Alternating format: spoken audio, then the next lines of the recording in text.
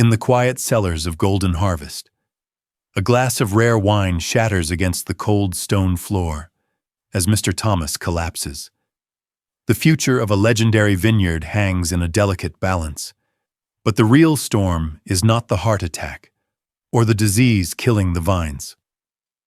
It is a secret buried deep within his only son. Will the legacy survive a truth that defies every tradition? How can a father embrace a son who broke his greatest dream?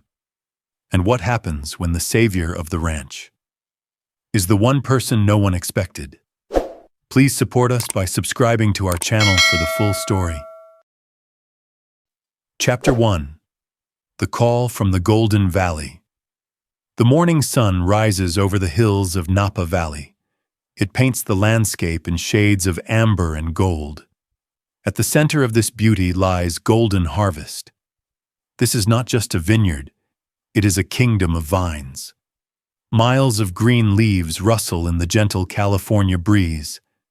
The air smells of damp earth and the sweet scent of ripening fruit. Mr. Thomas stands at the edge of the north slope. His boots are caked with the soil he has tended for decades. He leans down. He touches a cluster of Cabernet grapes.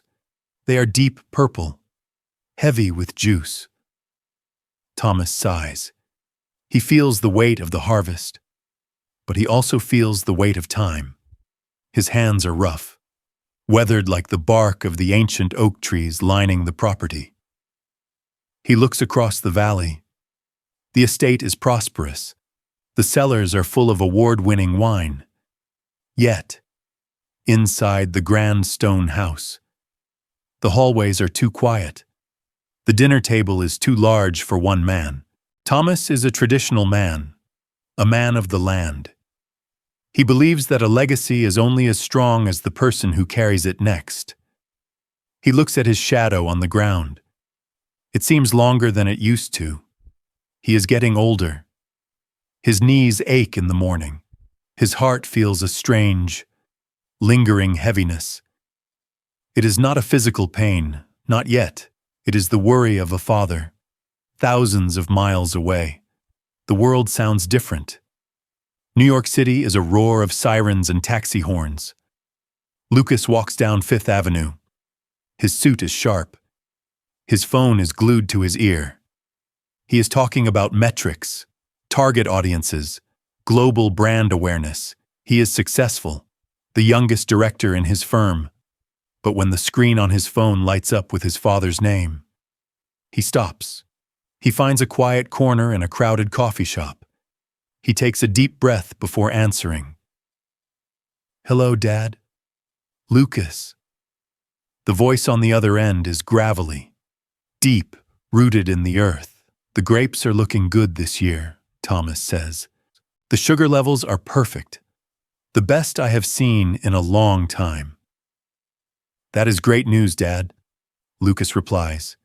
He tries to sound enthusiastic, but his mind is on a presentation he has in 20 minutes. "I am actually in the middle of a big campaign launch. We are targeting 3 major cities this week." Thomas pauses. There is a silence that feels like a vast canyon between them. "Cities," Thomas mutters. "People in cities do not know where their wine comes from. They do not know the soul of the vine." Lucas rubs his temples. He has heard this before, many times. "Dad, my life is here. My career is here." Thomas ignores the comment. "Emily was here today," he says. "The housekeeper's daughter. She helped me organize the ledger. She is a bright girl, Lucas. Hard-working. She knows this ranch as well as I do." Lucas closes his eyes. The pressure starts to build in his chest. She would make a fine partner for this estate. Thomas continues. "She is family. She understands the tradition. You should come home for the festival. Sit with her. Talk to her."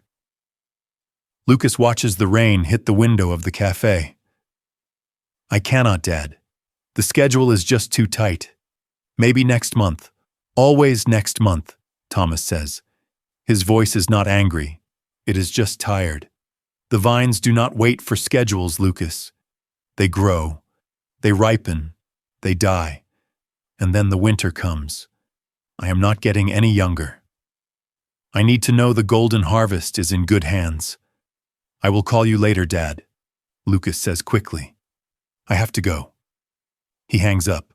The silence of the phone is heavy. Lucas feels a hand on his shoulder. He turns around. It is Julian. Julian is a brilliant agricultural engineer.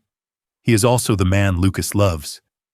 Julian's eyes are kind, soft, full of understanding. Was that him again? Julian asks. Lucas nods. He wants me to marry Emily. He wants me to be a version of myself that does not exist. Julian sits down next to him. You have to tell him eventually. I know, Lucas whispers, but he has given his whole life to that land. He has this image of me. The son, the heir, the husband. If I tell him the truth, I am afraid I will break him. Julian takes his hand. Hiding who you are is breaking you.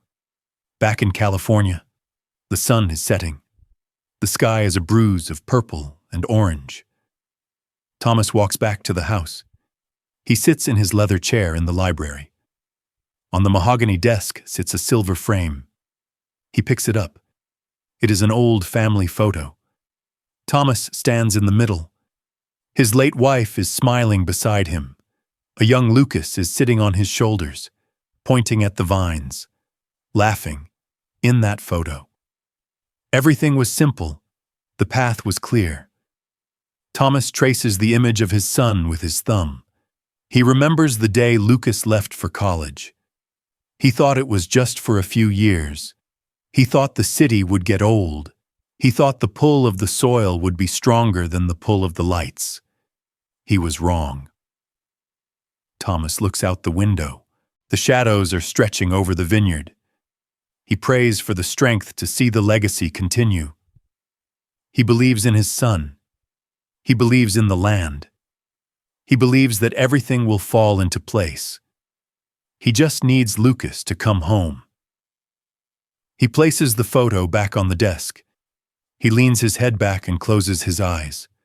The house is cold. The silence is loud. He sighs. A long, heavy breath. Somewhere in the distance. An owl calls out into the night. Thomas waits for an answer that does not come. Chapter 2. The Unexpected Storm. The air at Golden Harvest vibrates with a different energy. It is the energy of anticipation. The harvest is near. Workers move with purpose. Tractors rumble softly in the distance. The scent of ripe grapes hangs heavy, sweet and promising. Mr. Thomas is everywhere. His usual morning routine now extends into the afternoon. He oversees the picking crews. He checks the irrigation lines. He tastes the grapes for optimal ripeness. His movements are slower than before, a little more deliberate. But his spirit is unwavering. The vineyard is his blood, his breath, his entire world. He spends most of the day in the fields.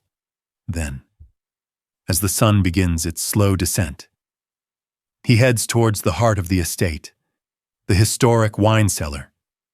Its stone walls are cool, damp, holding secrets of vintages past. The air inside is thick with the rich aroma of fermenting grapes and aged oak. He walks past rows of towering barrels, each one a silent guardian of precious liquid. He carries a small silver tasting cup. His eyes scan the racks, searching for a particular vintage, a Cabernet from a very special year. A year when Lucas was just a small boy. Running through these very rows. Laughing, he finds the barrel. He carefully turns the spigot. A stream of deep ruby red wine flows into his cup. He holds it up to the faint light. He swirls the liquid gently. He takes a deep breath. He inhales the complex notes, berries, tobacco, a hint of spice. He closes his eyes. A faint smile touches his lips. This is the legacy, he thinks. This is what Lucas must carry on. He brings the cup to his lips. The wine is smooth, full-bodied. It tells a story of sun and soil, of hard work and passion. As the last drop lingers on his tongue, a sharp, searing pain suddenly ignites in his chest. It is unlike anything he has ever felt. It comes with a blinding force, stealing his breath. His vision blurs. The silver cup slips from his trembling fingers. It clinks against the stone floor, then shatters into 100 tiny pieces. The sound echoes through the silent cellar, a brittle, lonely sound. His legs give way. His body feels heavy, unresponsive. He collapses onto the cold, damp stone. His vision fades to black. The rich scent of wine is now mixed with the metallic tang of fear and the chilling silence of unconsciousness. Miles away, in a sleek New York skyscraper, Lucas is leading a crucial meeting. His voice is confident, his presentation flawless. The board members are nodding, impressed. His phone set to vibrate buzzes relentlessly in his pocket. He ignores it, focused on closing the deal. It buzzes again and again, more urgently this time. He glances at the screen. It is Emily, his father's housekeeper's daughter. Emily rarely calls. His gut twists. Something is wrong. He excuses himself abruptly, stepping out of the meeting room. His heart hammers against his ribs. "Hello, Emily," he says, his voice tight. "Lucas." Her voice is shaking, almost a whisper. "It's your father." He collapsed. An ambulance just took him to the hospital. His words catch in his throat. He feels a sudden dizzying rush of cold. No, he thinks. Not now. Not after all this time. He barks orders to his assistant. "Cancel everything. Book me on the next flight to California. Any flight." He calls Julian. His voice is raw. "My father." He barely manages to speak the words. Julian listens, his voice calm, composed. "I am on my way," he says. "I will meet you at the hospital." Lucas feels a flicker of warmth, a small anchor in the storm. The flight is a blur of anxiety, each minute stretching into an eternity. Images flash through his mind. His father, strong, unbending, working the land under the scorching sun. His father, his words, always about the vineyard, always about duty, always about coming home. And Lucas, always finding an excuse, pushing it off. Just one more month. Overwhelming guilt washes over him, a cold, heavy wave. Had he pushed his father too hard? Had his endless pursuit of a city life contributed to this? He replays their last phone call, his father's tired voice, his own hasty goodbye. He squeezes his eyes shut, praying for a chance to make amends. When he finally arrives at the hospital, the sterile smell of disinfectant fills his nostrils. Emily is waiting for him, in the harsh fluorescent light. Her eyes are red, tear-streaked. She runs to him, hugging him tightly. "I was so worried, Lucas. He is stable now," she whispers. "But it was a heart attack." They lead him to his father's room. The sight steals his breath. Mr. Thomas, the formidable man of the land, is now small, fragile, lost in the vastness of the hospital bed. Wires snake from his chest, connecting him to beeping machines. An IV drip slowly feeds into his arm. His face is pale, his eyes closed. Lucas approaches the bed. He reaches out a trembling hand. He gently touches his father's hand. It feels frail, cold. Not the strong, calloused hand he remembered. "Dad," he whispers. His voice cracks. Thomas's eyelids flutter. Slowly, he opens his eyes. They are clouded with pain and exhaustion, but in their depths, Lucas sees a flicker of recognition and relief. "Son." Thomas rasps. His voice is weak, barely audible. His lips move again. "Don't let this ranch wither away, my son." His words are a plea, a desperate whisper from the edge of consciousness. a command that binds Lucas to his heritage. Lucas stands by the bed, staring at his father. The bustling city, his demanding career, all of it seems distant now, irrelevant. He is at a crossroad, a profound, life-altering crossroad, his father's legacy, his own future. The weight of the golden harvest, all rests on his shoulders. He has to stay. He knows that now. There is no other choice. Not anymore. He looks at Emily. She has been keeping the estate running, managing the harvest preparations. Her quiet strength a stark contrast to his own helplessness. He feels a fresh wave of obligation. He looks back at his father, his chest rising and falling slowly, a fragile rhythm of life. The vineyard, his father's last wish, it now falls to him. Lucas takes a deep, shaky breath. The weight of his decision presses down on him. Heavy, unavoidable. Chapter 3. When the vines fall ill. The drive back to Golden Harvest is silent. Mr. Thomas sits in the passenger seat. He looks smaller than he did just days ago. His eyes wander over the rolling hills, but they seem to lack their usual fire. He is home, but he is not the master of the land anymore. He is a patient. Lucas keeps his hands tight on the steering wheel. He feels the eyes of his father on him. Expectant eyes. Hopeful eyes. "I am putting everything in your hands now," Thomas says softly. The words are heavy. They weigh more than the crates of grapes during a record harvest. "I trust you, Lucas. You are my son. You carry my blood. You will protect what we have built." Lucas nods. He wants to be brave. He wants to be the savior his father needs. But in the back of his mind, there is a screaming voice. It tells him he is an imposter. He knows how to build a brand. He knows how to sell a bottle for $300. But he does not know how to keep a vine alive. The first few days are a blur of paperwork and logistics. Thomas rests on the porch. He watches Lucas move through the rows of grapes. Emily stays close. She handles the payroll. She brings Thomas his medicine. She is the glue holding the domestic life together. Everything seems under control. Until the weather shifts, the humidity rises. A thick, warm mist settles over the valley. It is unnatural. It feels like a wet blanket draped over the earth. Lucas walks out into the fields one morning. He smells something sour, faint, but unmistakable. He stops at a row of Chardonnay. He turns a leaf over. His heart stops. A white, fuzzy mold covers the underside of the leaf. On top, yellow spots bleed into the green, like oil stains on silk. He moves to the next vine, then the next. It is everywhere.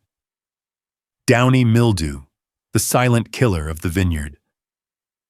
Lucas feels a cold sweat on his forehead. He remembers his father talking about this years ago. A whole season's work can be lost in days if the infection reaches the fruit. The harvest is over. The legacy is gone. He tries to remember the cure. Chemicals, pruning, timing. But the information is a jumbled mess in his head. He is a marketing man, not a scientist, by the second day. The yellow spots turn to brown. Leaves begin to shrivel. They drop to the ground like dying butterflies. The vineyard is weeping. Thomas notices from the porch. "Lucas, why are the leaves falling?" he asks. His voice is trembling with fear. Lucas avoids his gaze. "It is just the heat, Dad. I am handling it." But he is lying, and he knows his father can smell the lie. Lucas retreats to his office. He locks the door. He picks up the phone. His hands are shaking. "Julian," he whispers as soon as the line connects. "It is happening. The mildew. It is spreading so fast. I do not know what to do. I am going to lose everything. Stay calm." Julian's voice is a cool breeze in the middle of a desert. I am coming. I have the equipment in my truck. But Julian, Lucas interrupts. My father. He thinks you are just a friend from college. He cannot know. Not yet. He is too weak. I understand, Julian says. I will be your expert. I will be the professional he needs. Just get me there. That evening, a dusty truck pulls up the gravel driveway. Julian steps out. He wears worn jeans and a flannel shirt. He looks like he belongs to the earth. Lucas meets him halfway. They share a brief, intense look. No touch, no embrace. Just the silent understanding of two people in a crisis. Thomas is sitting in his leather chair in the library. Dad. This is Julian, Lucas says. The voice of the son is steady now. He was the top of our class, an agricultural engineer. I asked him to consult on the moisture levels. Thomas looks Julian up and down. His eyes are sharp, even in his weakness. Engineer. He grunts. Can you hear what the soil is saying? Young man. Julian walks over to the desk. He does not flinch. He does not look away. Mr. Thomas. The soil is tired, he says, and the air is holding too much water. But the vines are strong. They have deep roots. They want to live. We just have to give them the right medicine. Thomas leans back.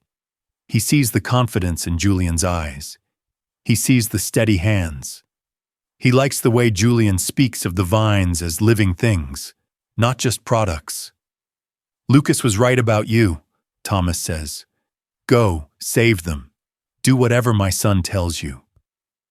The night is dark. The moon is hidden behind thick clouds, while the rest of the world sleeps. The battle begins. Lucas and Julian stand together in the rows. The smell of the treatment is sharp in the air. Julian moves with precision. He directs the sprayers. He examines the clusters with a small flashlight. His movements are like a surgeon's. Lucas follows him. He carries the bags. He opens the valves. He listens to Julian explain the biology of the fungus, in the dark, away from the eyes of the father. They are a team. Two parts of a single soul fighting for a future. You should go inside, Julian says. You are exhausted. No, Lucas replies. I want to see how you do it. I want to learn. Julian stops. He shines his light on a single healthy grape cluster. It is covered in dew. If we win this, Lucas, it will be because we did it together. They work until the sky turns gray. Their clothes are soaked. Their muscles ache. The yellowing has stopped for now. But the danger remains. Lucas looks toward the house. The lights are still off. His father is dreaming of a harvest that might not come. Julian stands beside him, a silent shadow of support. The battle for golden harvest has just begun, and the secret they carry is the only thing heavier than the diseased vines. Chapter 4. Silent Teammates. The mist clings to the valley floor like a ghost. It is the hour before dawn. The world is silent, except for the sound of boots on the gravel. Lucas is the first one out. His muscles ache from the days before. His hands are stained with the earth, but he does not care. He has a purpose now. Julian joins him near the equipment shed. He is carrying a tray of organic compounds, new solutions, gentle for the earth but firm against the blight. We cannot just spray and pray, Julian says softly. Every vine needs us to look it in the eye. We have to remove the damaged leaves by hand, one by one. It is a monumental task. Thousands of vines, tens of thousands of leaves, but they are not alone. Emily arrives as the first sliver of light hits the hills. She is wearing her work gloves. Her hair is tied back tight. I heard the plan, she says with a determined smile. My father told me stories of how they saved the crop in the old days. I am in. The trio moves into the rows. The work is slow, meticulous. Lucas takes the left. Emily takes the right. Julian moves between them. Teaching, correcting, encouraging. They move like a single machine. A team bound by a shared fear of failure and a shared love for the golden harvest. Hour after hour, under the climbing sun. They pluck away the yellowed spots. They apply the organic paste to the stems.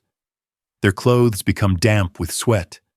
Their faces are smeared with dust. But the atmosphere is not heavy. There is a strange, beautiful rhythm to the labor. Lucas watches Julian out of the corner of his eye. He sees the way Julian handles the plants, with a tenderness that borders on reverence. He sees Julian explain the science to Emily. He talks about the balance of the ecosystem, the way the soil breathes, the importance of the ladybugs. Emily listens with wide eyes. She is impressed. She sees a man who is brilliant but humble. To her, Julian is the brotherly figure Lucas never had, a steady hand, a brilliant mind. Thomas watches them from his chair on the porch. He uses his binoculars to follow their progress. He sees his son working harder than he ever thought possible. He sees the expert Julian leading the way. He sees Emily right in the thick of it. His heart swells with a pride he has not felt in years. He sees a brotherhood, a bond of steel forged in the heat of a crisis. In his mind, Julian is a miracle sent to save his family. He sees the way Lucas and Julian stand close to discuss a map. He sees them share a water bottle. To Thomas, this is the ultimate friendship, the kind of loyalty that defined his own generation. He has no suspicion, no doubt. He simply thinks Lucas has finally found a partner worthy of his trust. In the afternoons, when the heat becomes too much for the field, Julian sits with Thomas. They sit in the shade of the great oak tree. Thomas asks 1,000 questions. Why organic? How does the fungus survive? What is the future of the Napa soil? Julian answers everyone with patience. He bridges the gap between the old ways and the new. He makes Thomas feel like the vineyard is not just surviving, it is evolving. "You are a good man, Julian," Thomas says one evening. His voice is stronger now. "My son is lucky to have a friend like you. I was worried he was all alone in that big city. But seeing you two here, it makes me rest easy." Julian smiles, a small, guarded smile. Lucas is a good man too. Mr. Thomas. He cares about this place more than he lets on. Evening falls. The day's work is done. The four of them gather in the kitchen. The smell of roasted chicken and fresh herbs fills the air. The dinner is simple, but the spirit is grand. Emily tells a joke about a clumsy tractor driver. Lucas laughs, a real, deep laugh that he has forgotten how to produce. Julian shares a story from his travels in the European vineyards. Thomas listens, nodding. He looks around the table. He sees his son. He sees the girl he hopes will be his daughter-in-law. He sees the man who saved his vines. He feels like the storm has passed. He talks about the future, new labels, sustainable harvests, expansion. The air is light. The secrets are buried deep, hidden beneath the talk of soil and rain. For Lucas, this is a bittersweet sanctuary. He is happy, truly happy to be with Julian and his father, but he knows the foundation is built on a lie. He sees his father's eyes shine when he looks at Emily. He sees the expectation of a wedding, a traditional life, a continuation of the line. He looks at Julian across the table. Julian gives him a quick, reassuring nod. "Not now," the look says. "The vines come first. The secret stays in the shadows. tucked away in the quiet moments between them. While they work, they are just teammates. While they eat, they are just friends. The focus of the entire household is singular: revival, survival, success. The vineyard is healing. The yellow leaves are being replaced by healthy green shoots. The fungus is retreating. Nature is winning. But as the moon rises over the quiet rows, Lucas stands by his window. He looks at the guest house where Julian stays. The light is still on. He feels the weight of the silence. The peace is beautiful, but it is fragile, like a glass bottle of rare vintage.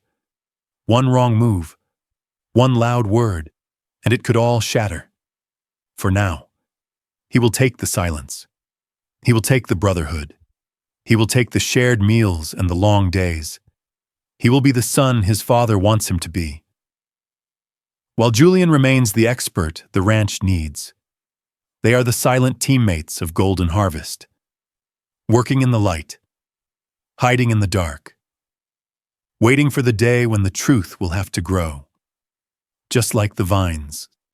Chapter 5: The Harvest of Hope. The air has changed. The heavy sour scent of the blight is gone.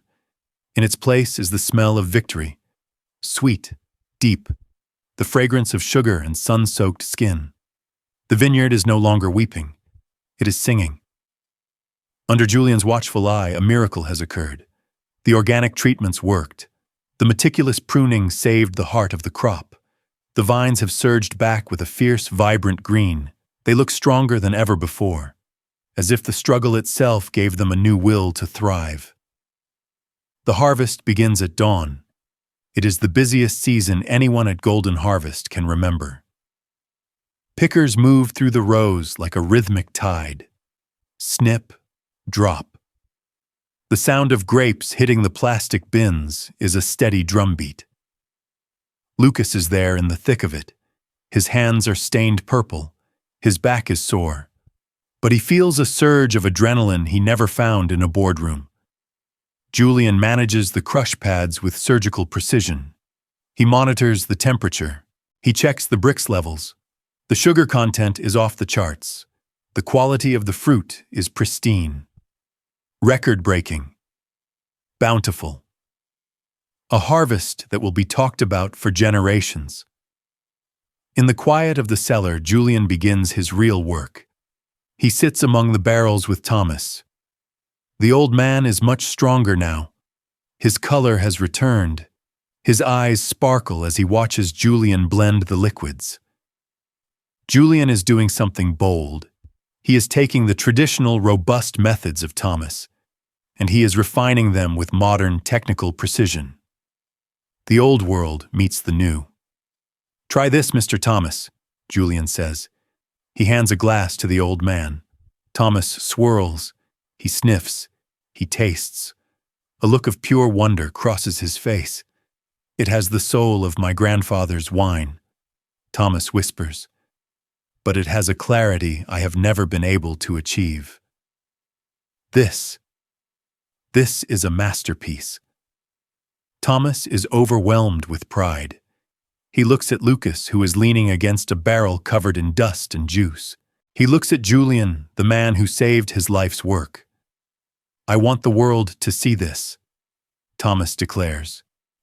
"We will host a gala, a grand celebration for the launch of this new vintage. It will be the greatest night in the history of Golden Harvest." But for Thomas, the gala is about more than just wine. He pulls Emily aside later that afternoon. He smiles at her with the warmth of a father. "You have been the rock of this family, Emily," he tells her. "At the gala, I am going to make it official.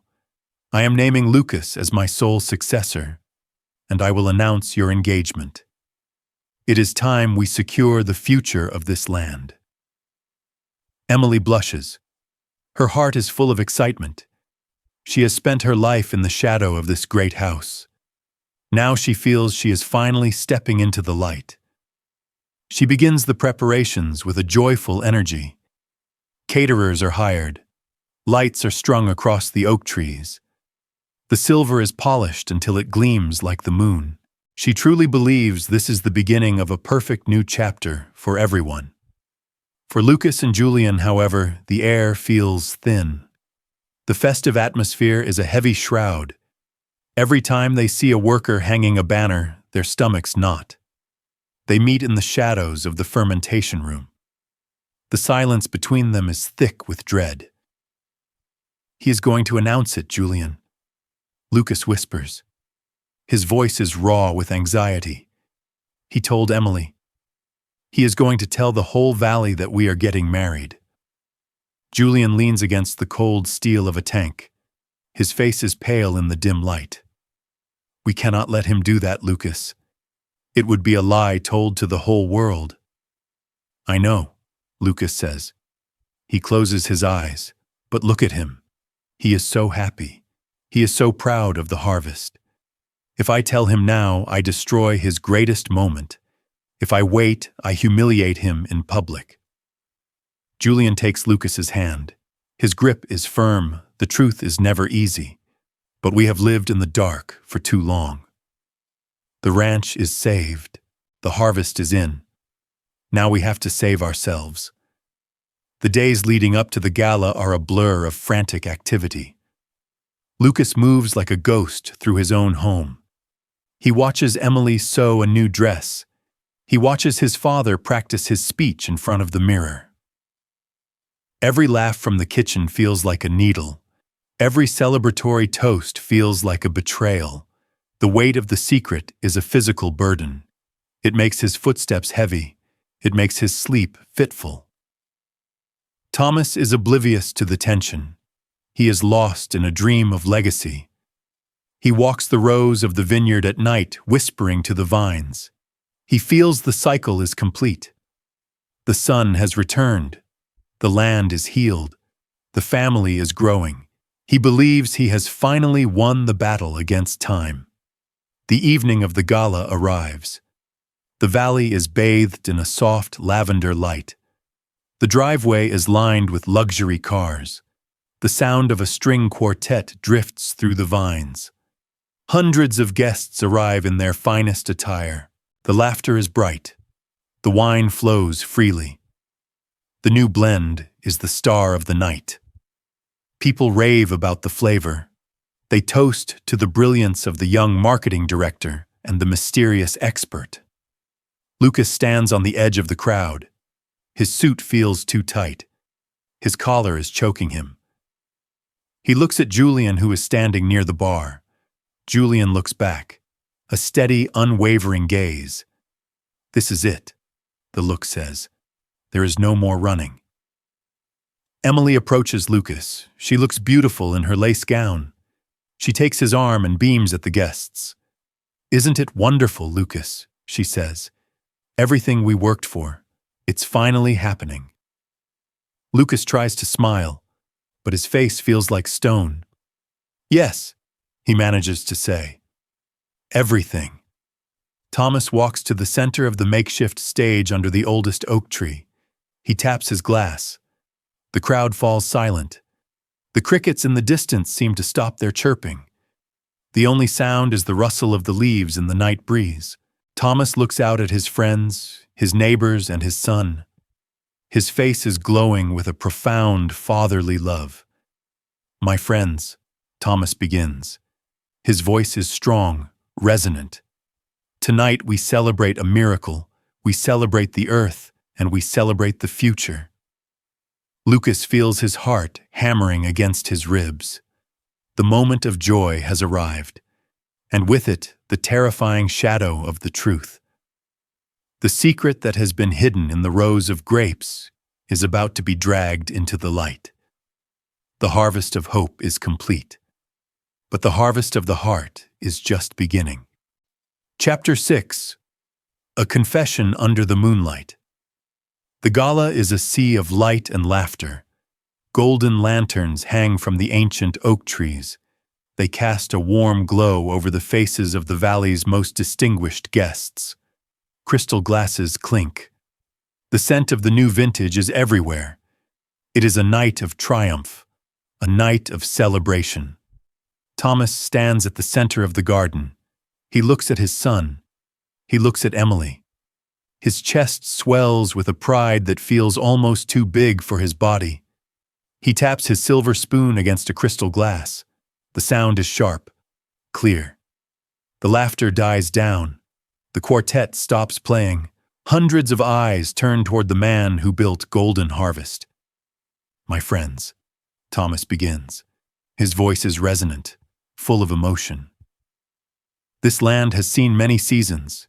It has seen storms that threaten to break us. But tonight, we celebrate the return of the sun." He looks at Emily. She is standing near the front, radiant in her white lace.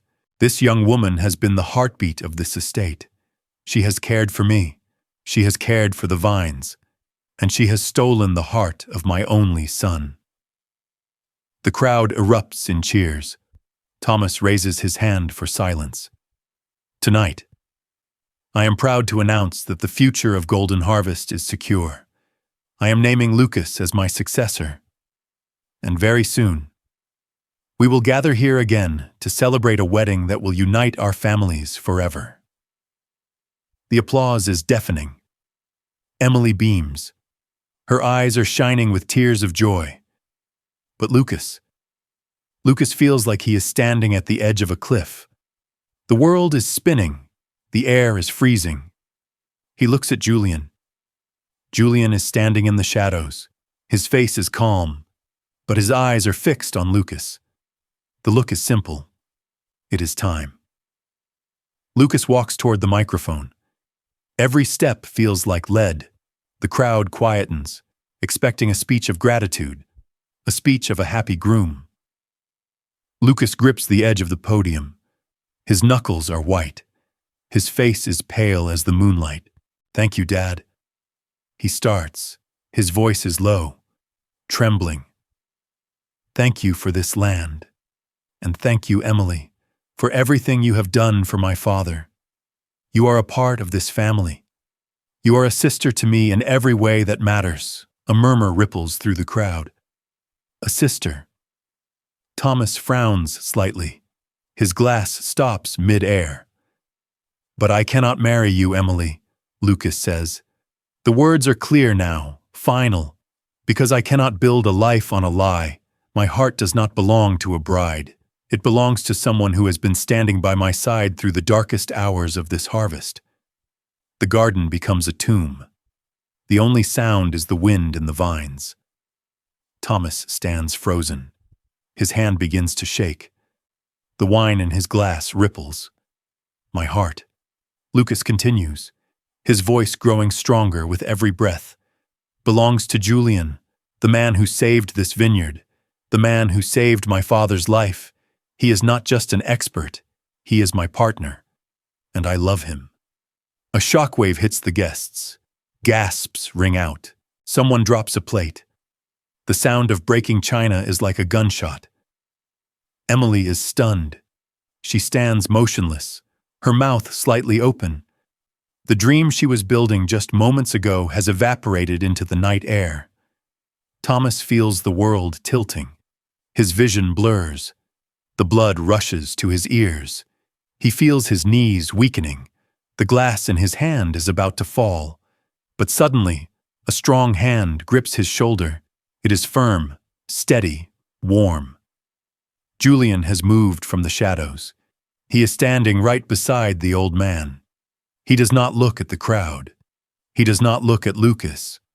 He looks only at Thomas. His grip is not a challenge. It is an anchor. Julian's eyes are full of a profound, unspoken respect. He holds Thomas upright, refusing to let him fall. The silence stretches. It is heavy, suffocating. The guests are waiting for an explosion. They are waiting for Thomas to roar, to cast them out, to break the legacy. Then Emily moves. She walks toward the stage. Her heels click softly on the stone path. She looks at Lucas, then at Julian, then at the shaking man between them. She takes Lucas's hand. Then she takes Julian's hand. She looks at Thomas and gives a small, sad, but beautiful smile. "He is a good man, Thomas," she says. Her voice carries through the still air. "We all saw it in the fields. We saw how they worked together, how they cared for you, how they cared for us. Love is what saved this harvest. Why should we be afraid of it now?" Thomas looks down at Julian's hand on his shoulder. He remembers the long nights in the library. He remembers Julian helping him walk when he was too weak to stand. He remembers the way Julian spoke of the vines with a soul. He looks deep into Julian's eyes. He sees the same dedication, the same honesty, the same love for the land that he has carried his whole life. The anger does not come. The betrayal does not sting as he thought it would. Instead, he feels a strange sense of clarity. The vineyard is healthy, his son is happy, and the man holding him up is the same man who saved his world. Thomas lets out a long, shaky breath. He looks at the crowd. He looks at his son, and then, slowly, he places his own hand over Julian's on his shoulder. He does not speak. He does not need to. The tension in the garden snaps like a dry twig. The silence is broken not by a shout, but by a soft, collective sigh of relief. The moonlight spills over them. 4 people bound by a legacy that has just changed forever. The gala is no longer about a vintage. It is about the truth, and as the music begins to play again, Thomas realizes that the future of Golden Harvest is not lost. It is simply different than he imagined, and perhaps even more beautiful. Chapter 7. A Sustainable Legacy. The last of the guests have driven away. The music has faded into the rustle of the night wind. The golden lanterns under the oak trees flicker out one by one. But inside the grand stone house of Golden Harvest, the lights remain on. Thomas sits in his heavy leather chair in the library. The room is quiet. It smells of old paper and fine wine. Lucas stands by the window. He is looking out at the rows of vines bathed in silver moonlight. The silence between them is no longer heavy with secrets. It is a silence of reflection. Thomas clears his throat. The sound is soft. "Lucas," he calls. Lucas turns. He is ready for a lecture. He is ready for a debate. But when he looks at his father, he sees only a man who has found peace. "I spent my life thinking there was only one way for this land to survive," Thomas says. His voice is a gentle rasp. "I thought the legacy was a straight line, from father to son, from husband to wife. I was so busy looking for the tradition that I almost missed the truth." He looks at Lucas with a deep, sincere smile. "Julian saved this ranch," Thomas continues. "He did not do it for money. He did not do it for fame. He did it for you, and he did it for me. A man does not work that hard unless he loves the family he is protecting. I saw his heart in the soil long before I knew his name was more than a friend." Lucas feels a lump in his throat. He approaches his father and kneels by the chair. "I am sorry I didn't tell you sooner, Dad. I was afraid of losing you." Thomas places a rough, calloused hand on his son's head. "You could never lose me, Lucas. The vines may change, the seasons may shift, but the roots remain the same." The door opens softly. Emily and Julian walk in. They carry 2 trays of warm tea. The atmosphere is calm, sacred. Emily sits on the edge of the mahogany desk. She looks at Lucas and Julian with genuine warmth. "You know," she says, "I feel like I can finally breathe again. I love this ranch, and I love you both like brothers, but I want a love of my own, one that is built on a real spark, not just a plan on a ledger." Julian nods. His eyes meet Thomas's. "Thank you for giving me a chance, Mr. Thomas." Thomas waves his hand dismissively. "You earned that chance, Julian." And now, I want to make sure this place is stable for 100 more years. Thomas pulls out a folder from his desk. It contains the legal documents of Golden Harvest. A legacy is not about holding on too tight, he says. It is about sharing the weight. I have restructured the ownership. Lucas, you are the heart of our brand. Julian, you are the soul of our soil. And Emily, you are the pillar that keeps this house standing. He pauses. His gaze is firm. I am transferring a portion of the shares to both Emily and Julian. We are no longer just a business. We are a partnership, a family of choice from now on. Every decision we make, every bottle we cork, it will be the result of our unity. The months that follow are the most beautiful the valley has ever seen. The vineyard thrives. The new vintage becomes a symbol of innovation and heart. There are no more whispers, no more hidden glances in the shadows. The truth has set Golden Harvest free. One afternoon, as the sun begins to dip below the horizon, Thomas sits on the porch. He holds a glass of the new blend. Beside him, Emily is laughing as she reads a letter from a new distributor. They both look out at the north slope. In the distance, Lucas and Julian are walking through the rows. They are checking the irrigation lines for the next season. They stop. They point at something in the leaves. Then, they share a quick smile, a moment of quiet, public affection. They work as one. Two men who found a way to bridge the gap between their dreams and their duty. Thomas raises his glass toward the fields. He sees the future. It does not look exactly like the past. It is more colorful, more complex, and far more sustainable. Julian and Lucas finish their rounds and walk back toward the house. They join Thomas and Emily on the porch. The sky is a magnificent canvas of orange, pink, and deep violet. The sunset over Napa Valley is a masterpiece. "Fill the glasses, Lucas," Thomas says. His voice is full of joy. Lucas pours the rich, ruby wine for the four of them. They stand together at the railing, overlooking the land they saved, the legacy they reshaped. "To the vines," Julian says. "To the truth," Emily adds. "To family," Lucas whispers. Thomas raises his glass the highest. "To the golden harvest," he says. "May it always grow in the light." They clink their glasses. The sound is a bright, clear note that echoes into the quiet valley.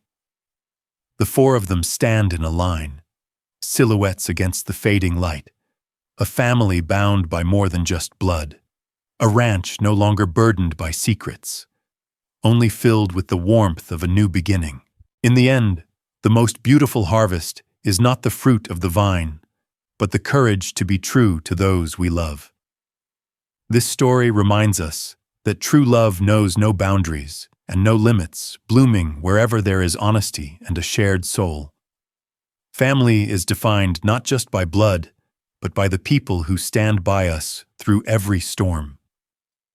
If this journey of unconditional love touched your heart, please join our community by subscribing to the channel and sharing your thoughts in the comments. Your likes and shares help us bring more stories of hope to life. Please click on the latest video appearing on your screen now to continue this journey of inspiration with us.